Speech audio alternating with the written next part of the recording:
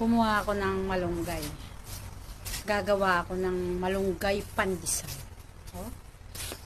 Bango. Bagong pitaso. Ayan.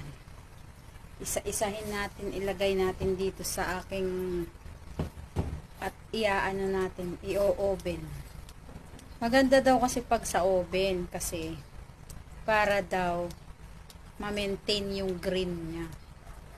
Yung napanood ko kasi sa TikTok, pinatuyo lang niya, hinang niya sa air dry, gano'n. Tapos kinabukasan tuyo na. Ay iyon. Wala nang pangit yung kinalabasan. Kaya ngayon gagawin ko ganito. Yan, isa-isahin ko dito sa aking tapos i-oven ko. O, ganyan. Madami to.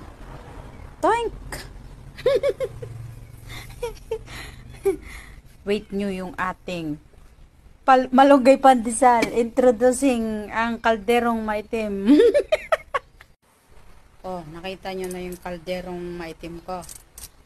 Isa-isahin ko dito. Tapos i-blender ko. So, diba?